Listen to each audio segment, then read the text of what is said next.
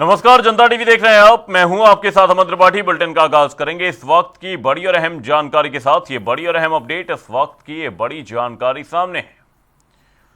सावन का आज तीसरा सोमवार है और ऐसे में शिवालयों में श्रद्धालुओं की भारी भीड़ उमड़ रही है। भोलेनाथ के जलाभिषेक को लेकर लंबी लंबी कतारें मंदिरों में देखने को मिल रही हैं। हर हर महादेव के जयकारों से शिवालय गूंज उठे हैं। मंदिरों में सुबह से ही विशेष पूजा अर्चना जारी है। भक्तों ने शिवलिंग पर जल अर्पित किया। वहीं सुरक्षा को लेकर पुलिस प्रशासन अलर्ट मोड पर है। शिव भक्तों में खासा उत्साह देखने को मिल रहा है। वहीं श्रद्धालुओं को किसी भी तरह की परेशानी ना हो, ऐसे में मंदिर प्रशासनों द्वारा तमाम तैयारियां सुनिश्चित की गई हैं। सावन का आज तीसरा सोमवार है और आपको बता दें, सुबह से ही मंदिरों में भक्तों का तांता लगा हुआ है। लंबी लंबी कतारें इस दौरान देखने को मिल रही हैं। भोलेनाथ के जलाभिषेक को लेकर भक्तों की लंबी कतारें मंदिरों के बाहर देखी जा रही हैं। हर हर महादेव के जयकारों से शिवालय गूंज उठे हैं। मंदिरों में विशेष पूजा अर्चना का दौर जारी है। वहीं भक्तों ने शिवलिंग पर जल अर्पित किया। सुरक्षा को लेकर पुलिस प्रशासन अलर्ट मोड पर है। वहीं आपको बता दें, शिव भक्तों में खासा उत्साह देखने को मिला है। सावन का तीसरा सोमवार है और ऐसे मौके पर सुबह से ही भक्त भगवान भोलेनाथ का जलाभिषेक करने के लिए अपनी मनोकामना भगवान भोलेनाथ के समक्ष रख रहे हैं। भोलेनाथ के जलाभिषेक को लेकर सुबह से ही भक्तों की लंबी लंबी कतारें देखने को मिल रही हैं। मंदिरों में विशेष पूजा अर्चना जारी है। वहीं आपको बता दें, भक्तों ने शिवलिंग पर जल अर्पित किया है। सुरक्षा को लेकर पुलिस प्रशासन अलर्ट मोड पर है। मंदिरों में सुबह से ही विशेष पूजा और अनुष्ठान जारी हैं। भक्त भगवान भोलेनाथ का जलाभिषेक करने के लिए मंदिरों में उमड़ रहे हैं। शिवालयों में श्रद्धालुओं की भारी भीड़ उमड़ रही है। भोलेनाथ के जलाभिषेक को लेकर लंबी कतारें देखने को मिल रही हैं।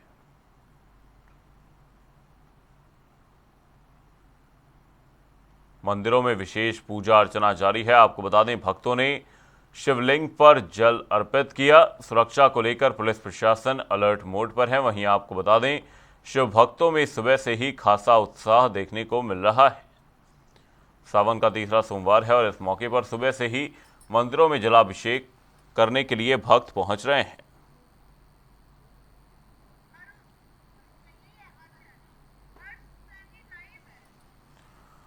और इसी खबर पर तमाम जानकारी के साथ हरिद्वार से हमारे सहयोगी हर्ष सैनी हमारे साथ जुड़े हुए हैं। हर्ष, आपसे जानने की कोशिश करेंगे, सावन का तीसरा सोमवार है और इस मौके पर किस तरह का माहौल फिलहाल देखने को मिल रहा है हरिद्वार में? बिल्कुल अमन, हम अपने दर्शकों को बताएं कि हरिद्वार में सावन के तीसरे सोमवार पर भी यहाँ पर बड़ी तादाद में श्रद्धालुओं की मौजूदगी देखने को मिल रही है। तस्वीरें सीधा आपको एक्सक्लूसिव दिखा देते हैं। इस वक्त हरिद्वार की प्राचीन शिव मंदिर है और यहाँ पर तस्वीरें आपको दिखाई किस तरीके से जहाँ पर जो श्रद्धालु हैं वो लगातार नजर आ रहे हैं। देख लीजिए, देख सकते हैं आप यहाँ पर जलाभिषेक करते हुए श्रद्धालु यहाँ पर नजर आ रहे हैं। तो ऐसे ही तमाम श्रद्धालु जो है मंदिरों में यहाँ पर नजर आ रहे हैं और बाहर यहाँ पर पट्टियां भी लगाई गई है। तो श्रद्धालु लगातार यहाँ पर नजर आ रहे हैं। आइए बातचीत करने का हम प्रयास करते हैं कि कितनी मान्यताएं मानी जाती है। सोमवार, आज तीसरा सोमवार है सावन का, एक तीसरा सोमवार है। तो क्या कहेंगे आज के दिन, कैसे भगवान शिव को याद किया जाए? भगवान को जो है जल चढ़ाया जा रहा है, दूध चढ़ाया जा रहा है और सुबह से जो है बाकी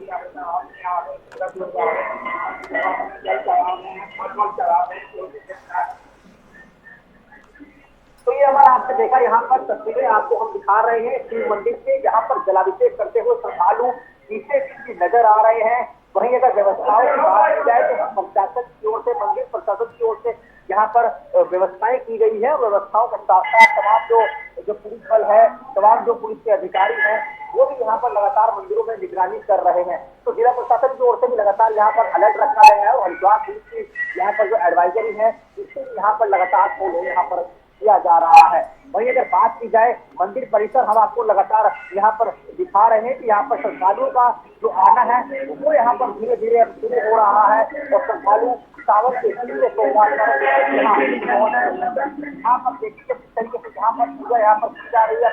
अलग सबकी मान्यताएं होती हैं। तस्वीरें आपको हरिद्वार से इस वक्त हम दिखा रहे हैं और लगातार यहाँ पर श्रद्धालुओं का पहुंचना शुरू हो रहा है और विशेष महत्व भी माना जाता है क्योंकि सावन में भगवान भोलेनाथ का प्रिय ये महीना होता है और आज सावन का तीसरा सोमवार है और तीसरे सोमवार के साथ साथ यहाँ पर मंदिरों में लगातार जो है लोगों की मौजूदगी दिखाई दे रही है। यहाँ पर आप देखेंगे कि मान्यताओं के लिए लोग दीपक भी यहाँ पर जलाकर जा रहे हैं। अपनी अपनी साथी मान्यताएं होती हैं, अपनी अपनी मनोकामनाएं होती हैं। तो यहाँ पर आप देखेंगे किस तरीके से यहाँ पर स्टैंड यहाँ पर बनाया गया है जिसमें यहाँ पर दीपक यहाँ पर जलाए जा रहे हैं। जी अमन। वहीं साथ ही हर्ष आपसे जानने की ये भी कोशिश करेंगे मंदिर प्रशासन द्वारा किस तरह के इंतजाम किए गए हैं और किस तरह के अनुष्ठान आज मंदिरों में देखने को मिल रहे हैं, क्योंकि जैसा कि देखा जाता है सावन के मौके पर भक्त रुद्राभिषेक और भी तमाम अनुष्ठान करते हुए नजर आते हैं। सावन का तीसरा सोमवार है, इस तरीके से मंदिर प्रशासन की ओर से इंतजाम यहाँ पर किए जाते हैं।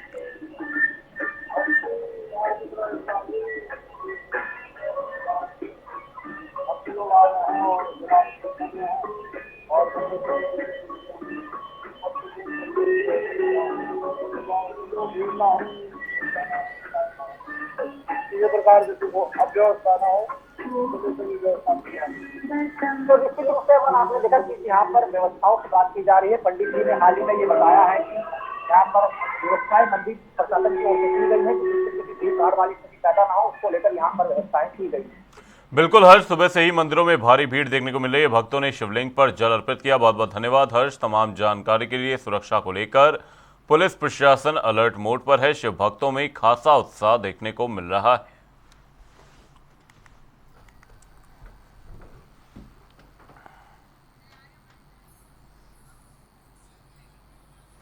देहरादून में सुबह से घिरे बादलों के बीच झमाझम बारिश शुरू हुई। मौसम विभाग ने देहरादून, नैनीताल, चंपावत, बागेश्वर और उधम सिंह नगर में ऑरेंज अलर्ट जारी किया है।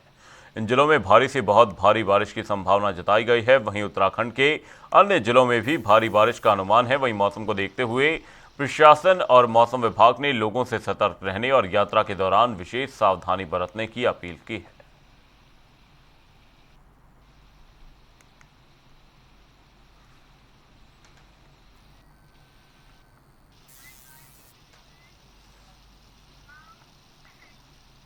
मुख्यमंत्री पुष्कर सिंह धामी ने अल्मोड़ा लोकसभा क्षेत्र के सांसदों और विधायकों के साथ महत्वपूर्ण बैठक की। बैठक में क्षेत्र के विकास कार्यों, जन समस्याओं और संगठनात्मक विषयों पर चर्चा की गई। वहीं मुख्यमंत्री ने जनप्रतिनिधियों से विकास योजनाओं की प्रगति की जानकारी ली और जनता से जुड़े मुद्दों के त्वरित समाधान पर जोर दिया। साथ ही आगामी कार्य योजना को लेकर भी विचार विमर्श किया गया।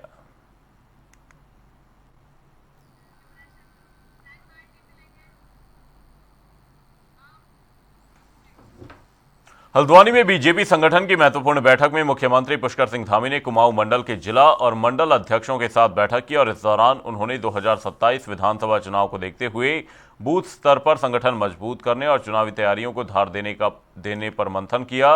वहीं बैठक के दौरान सीएम धामी ने रामलीला मैदान के शुद्धिकरण मामले को लेकर कांग्रेस पर निशाना साधा। उन्होंने आरोप लगाया कि कांग्रेस जाति के नाम पर समाज को बांट रही है। राहुल गांधी पर भी तीखी टिप्पणी की।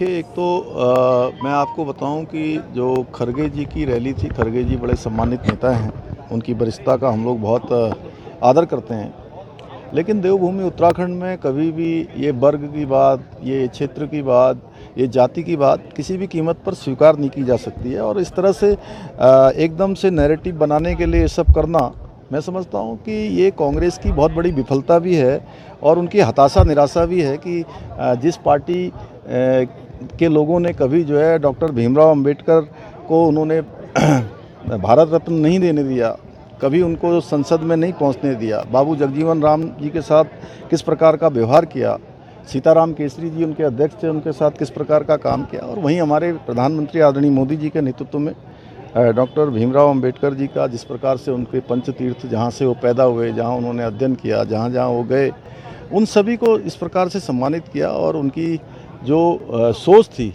उस सोच को अपनी सरकार के कार्यों में सम्मिलित किया, धरातल पर उतारने का काम किया। उत्तराखंड देवभूमि है, इस देवभूमि ने सभी को आत्मसात किया है, सभी को गले लगाया है, सभी को अपनाया है। और खड़गे जी और कांग्रेस का ये कहना, मैं समझता हूँ उनकी हताशा, निराशा और एक दलित एंगल देना बहुत दुर्भाग्यपूर्ण है। जबकि वहाँ पर जो हमने जानकारी करी तो इस प्रकार के धार्मिक उन्माद के नारे लगाए गए। मैंने क्या कहा? धार्मिक उन्माद के नारे लगाए गए और उसके बाद लोगों में स्वतः रिएक्शन हुआ कि उन स्वयंसेवी धार्मिक संगठन आगे आए और उन संगठनों के लोगों ने जाकर वहाँ पर शुद्धिकरण किया। शुद्धिकरण इस बात का किया कि वो रामलीला का पवित्र मंचन वहाँ पर होता था। भगवान राम का स्थान है, वहाँ प्रत्येक वर्ष रामलीला होती है, धार्मिक आयोजन होते हैं। तो ऐसे स्थान पर खाली बोतलें उसमें पेशाब भर के डाल देना, वहाँ पर गंदगी कर देना, धार्मिक उन्माद फैलाना, उसके लिए उन्होंने शुद्धिकरण किया है। तो इसमें मुझे लगता है कि उनको अपने ऊपर ले जाना इसलिए था कि उनको वोट चाहिए। देहरादून में पूर्व प्रधानमंत्री अटल बिहारी वाजपेयी की पुण्यतिथि पर मुख्यमंत्री पुष्कर सिंह धामी ने मुख्यमंत्री आवास में उन्हें श्रद्धांजलि अर्पित की और सीएम धामी ने अटल जी को राष्ट्रवादी चिंतक और प्रखर वक्ता बताते हुए उनके योगदान को याद किया। उन्होंने कहा कि अटल बिहारी वाजपेयी लोकतांत्रिक मूल्यों के सजग प्रहरी थे और उन्होंने देश की लोकतांत्रिक परंपराओं को मजबूत करने में महत्वपूर्ण भूमिका अदा की है।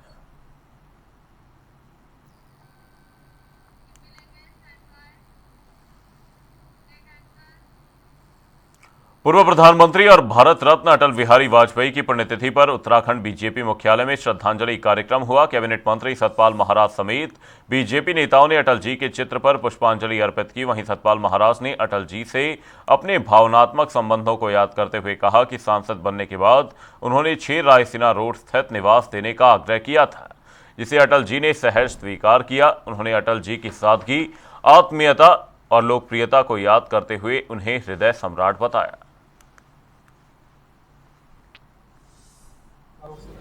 आज हम लोग माननीय अटल जी को श्रद्धांजलि देने यहाँ आए हैं और मेरा उनके साथ बहुत ही भावात्मक संबंध था। जब मैं मेंबर ऑफ पार्लियामेंट बना तो मैंने उनसे आग्रह किया कि अपना निवास 6 रायसीना रोड मुझे प्रदान करने की कृपा करें। तो हंसते हुए उन्होंने कहा कि आप एक संत हैं, मैं अपना निवास आपको दूंगा। और निश्चित रूप में उन्होंने अपना निवास की स्वीकृति दे करके मुझे कृतार्थ किया। वो भवन पार्लियामेंट के बहुत ही समीप था और मुझे पार्लियामेंट के प्रोसीडिंग्स में वहाँ से जल्दी पहुँचने का मौका मिलता था। अटल जी ने जिस सद्भाव से, आत्मीयता से और निश्चित रूप में अजय होकर के जिस प्रकार से किया है काम, वो बहुत ही सराहनीय है। वो लोकप्रिय थे और लोगों के हृदय सम्राट थे। तो आज मैं अपनी विनम्र श्रद्धांजलि उन्हें अर्पित करता हूं और निश्चित रूप में आने वाली पीढ़ी से प्रार्थना करूंगा कि जिस सद्भाव से अटल जी ने काम किया, उससे प्रेरणा लेते हुए देश का विकास करें। सितारगंज में हरियाली तीज के पावन पर्व पर 12 राणा की ओर से तीज महोत्सव का आयोजन किया गया। आपको बता दें, कार्यक्रम में मुख्य अतिथि बीजेपी प्रदेश उपाध्यक्ष श्रीपाल राणा रहे। खटीमा, नानकमत्ता और सितारगंज की महिलाओं ने उत्साह के साथ कार्यक्रम में हिस्सा लिया। इस दौरान महिलाओं ने पारंपरिक गीत, संगीत, मेहंदी, श्रृंगार और विभिन्न मनोरंजक गतिविधियों का आनंद लिया। वहीं श्रीपाल राणा ने सभी को तीज की शुभकामनाएं दी और कहा कि ये पर्व आस्था, प्रेम और सौभाग्य का प्रतीक है। साथ ही उन्होंने कहा कि ऐसे आयोजन संस्कृति और आपसी भाईचारे को मजबूत करते हैं।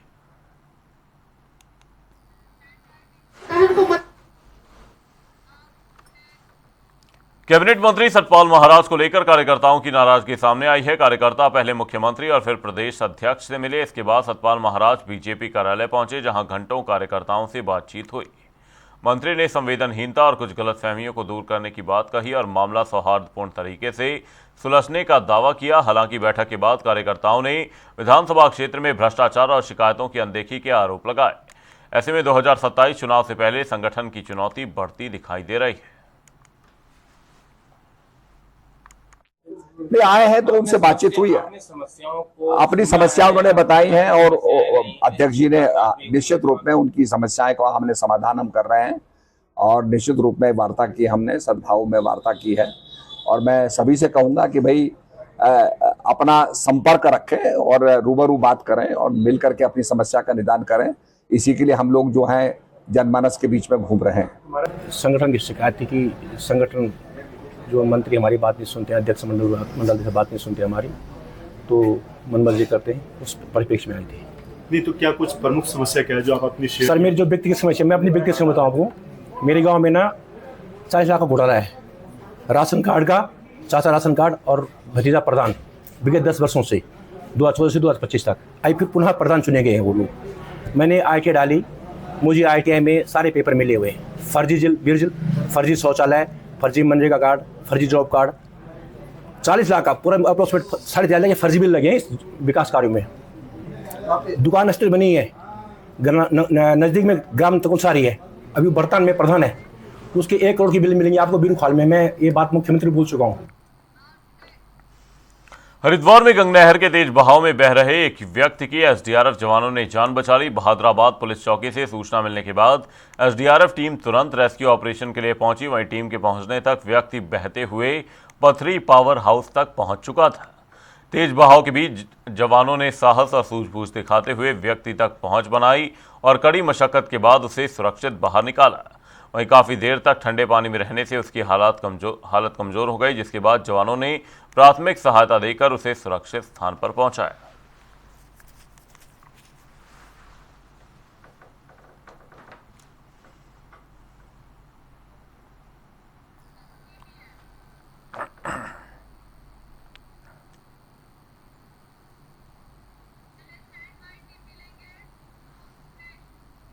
दो 2027 विधानसभा चुनाव से पहले हरिद्वार की भेल रानीपुर सीट पर कांग्रेस में टिकट की दावेदारी तेज हो गई है। कांग्रेस के वरिष्ठ नेता और पूर्व जिला अध्यक्ष राजीव चौधरी ने खुलकर अपनी दावेदारी पेश की है।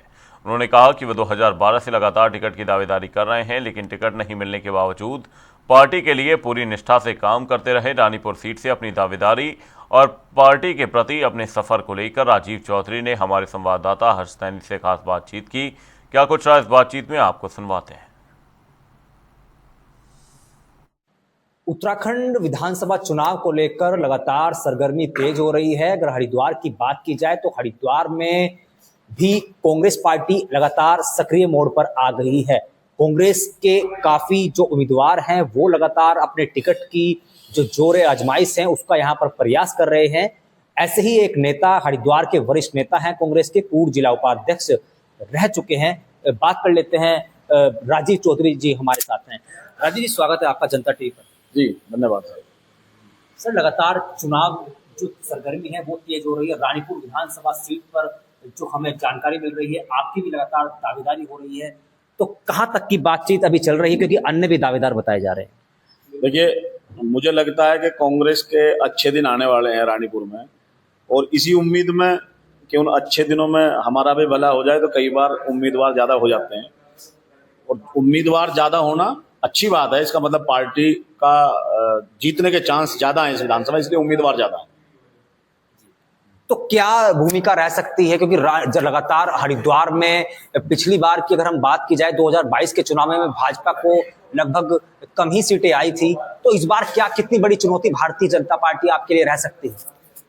देखिए, चुनाव हमेशा एक चुनौती होता है और हर पार्टी अपनी तरफ से पूरा प्रयास करती है।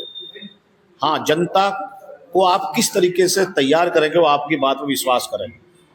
चुनाव विश्वास का खेल है। जनता और उम्मीदवार के बीच अगर विश्वास की कड़ी मजबूत हो गई तो चुनाव जीतता है।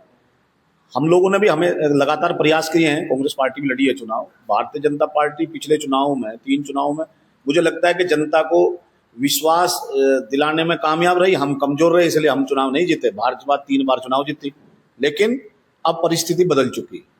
किसी भी प्रत्याशी को, किसी भी पार्टी को जनता 1 मौका, 2 मौका, यहाँ तो 3 मौके दे दिए, और 3 मौके देने के बाद भी इस क्षेत्र की समस्याएं बहुत हैं। कोई समाधान उस तरह का यहाँ के स्थानीय विधायक नहीं कर पाए हैं जो हमारे भारतीय जनता पार्टी से हैं, आदेश चौहान जी। तो अब जनता की समझ में आ गया है कि उन्होंने अपने 14 साल बर्बाद कर दिए इस पार्टी को सपोर्ट करके, और अब जनता धीरे धीरे कांग्रेस की तरफ देख रही है, और इसीलिए कांग्रेस की उम्मीद जीत की इस सीट पर अच्छी है, इसीलिए प्रत्याशी भी ज्यादा है। जी, तो अगर राजीव चौधरी का टिकट नहीं होता है तो क्या निर्दलीय दावेदारी होगी, या पार्टी के जो अन्य प्रत्याशी होंगे उनके साथ समर्थन?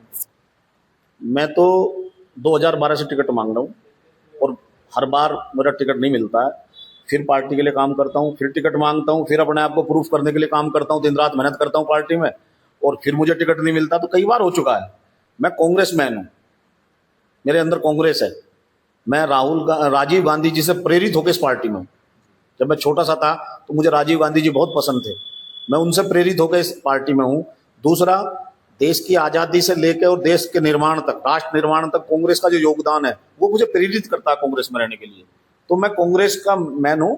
पार्टी हाईकमान जो फैसला लेगा मुझे मान्य होगा, लेकिन मैं हाईकमान से भी एक निवेदन आपके चैनल के माध्यम से जरूर करूंगा कि जो पुराना वर्कर है, जो वर्षों से कांग्रेस में एक उम्मीद के साथ मेहनत कर रहा है कि भाई कभी मेरा भी नंबर आएगा, उनकी भावनाओं का ख्याल रखा जाना चाहिए। ठीक, आखिरी सवाल लेंगे। हरिद्वार में कांग्रेस पार्टी में आप हालांकि इनकार करेंगे, लेकिन देखा ही जाता है कि कई गुट हो चुके हैं। हमारी जो जानकारी है उसके मुताबिक 3-4 गुट हरिद्वार कांग्रेस में चल रहे हैं। कैसे कांग्रेस मजबूत होगी? आपस में इतने सारे पार्टी के अंदर गुट हैं। भारतीय जनता पार्टी विश्व की सबसे बड़ी पार्टी होने का वो दावा करते हैं, और पूरी केमिस्ट्री एक नजर आती है उनकी सरकार में, उनके संगठन में। उसको लेकर कितनी बड़ी चुनौती होगी? आपस में कैसे आप लोग समाधान निकालेंगे इसका? देखिए, देश की जो आर्मी है उसमें अलग अलग ब्रिगेड है, जाट रेजिमेंट, मराठा रेजिमेंट, इस तरह से गोरखा रेजिमेंट, सब रेजिमेंट अलग अलग हैं। लेकिन जब देश की सुरक्षा का मामला होता है तो वो भारत के तिरंगे के नीचे खड़े होकर देश की सुरक्षा करते हैं और अपने प्राणों को दाव पर लगा कर देश को बचाते हैं। हमारी पार्टी भी ऐसी है। हो सकता है कोई व्यक्ति, किसी नेता विशेष से लोग जुड़ रहे हों, लेकिन अब समय बदल गया है। अब राहुल गांधी जी की कांग्रेस है, उनकी बारीकी से सब चीजों में नजर है। जो लोग गुटबाजी करके पार्टी को कमजोर करने का काम करेंगे, मुझे पूरा विश्वास है वो पार्टी में नहीं रहेंगे। जो लोग अलग अलग अपने नेताओं को मानते हुए भी जो हाथ के निशान को अपना पार्टी मानेंगे, अपना गुट मानेंगे, जो राहुल गांधी जी की कांग्रेस को अखिल भारतीय राष्ट्रीय कांग्रेस को अपना गुट मानेंगे, वो कांग्रेस में रहेंगे। जो लोग गुटबाजी करेंगे उन पर सबकी निगाह है, उनको बख्शेंगे नहीं पार्टी से। 2027 चुनाव से पहले अगर संगठन को आप कोई अपील करना चाहें हमारे जनता टीवी के माध्यम से, गणेश गोदियाल जी तक या प्रभारी तक, तो क्या अपील रहेगी? मैं प्रभारी जी और गणेश गोदियाल जी तो देखो बहुत सरल व्यक्ति हैं और बहुत अच्छा नेतृत्व करने की क्षमता उनके अंदर है। और प्रदेश में वो जब से अध्यक्ष बने हैं बहुत अच्छा से कांग्रेसियों में एक उम्मीद है, कांग्रेस में एक उम्मीद है। और लगातार आपकी मीडिया के माध्यम से भी हम सर्वे देखते हैं, हमें उम्मीद है कि कांग्रेस सरकार में बनाने जा रही है इस प्रदेश के अंदर। और देश में जहां वोट चोरी के माध्यम से, लूट के माध्यम से, हेरा फेरी, ईवीएम मशीन के माध्यम से जिस तरीके से भारतीय जनता पार्टी जनता के मतों को लूट कर अपनी सरकार बना रही है, उस उत्तराखंड पहला राज्य होगा जो उनके इन मंसूबों को पानी फेरते हुए यहाँ से कांग्रेस की नई प्रदेशों में सरकार बनना शुरू होगी। उसमें से उत्तराखंड पहला राज्य होगा वो जो कांग्रेस के लिए सरकार लेकर आएगा। और हमारी दूसरे जो राज्य हैं उनके अंदर भी एक संदेश देने का काम करेगा कि उत्तराखंड के लोग जाग गए हैं। तो ये थे कांग्रेस पार्टी के वरिष्ठ नेता राजीव चौधरी, जनता टीवी के साथ बातचीत कर रहे थे, जिन्होंने मुख्य जो बातें कही है वो ये कही है कि वो राजीव गांधी से प्रेरित होकर कांग्रेस में आए और उत्तराखंड से जो कांग्रेस का सफर है वो यहाँ पर शुरू होगा। कांग्रेस की सरकार बननी अब धीरे धीरे तमाम जो राज्य है वहां पर शुरू होगी। और इसके साथ साथ राजीव चौधरी ने बताया कि राहुल गांधी ये तय करेंगे टिकट किसका होगा। अब देखना होगा उत्तराखंड में सियासी जो मिजाज है वो कांग्रेस का किस ओर जाएगा, कांग्रेस का भविष्य क्या होगा और राजीव चौधरी का भविष्य क्या होगा। अपने सहयोगी के साथ मैं हर्ष सैनी, जनता टीवी, हरिद्वार। बुलेटिन में फिलहाल के लिए सिर्फ इतना ही, रुकेंगे एक छोटे से ब्रेक के लिए। देखते रहिए जनता टीवी।